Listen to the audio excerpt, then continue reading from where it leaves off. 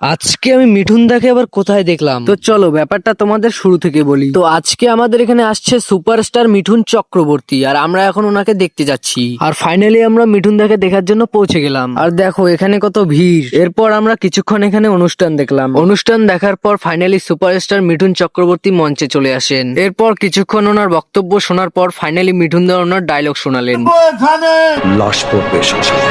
আমি জল ধরাও নই, বেড়ে বড়াও নই, আমি জট বকুড়ি। এখন শুধু গলার দুঃখ।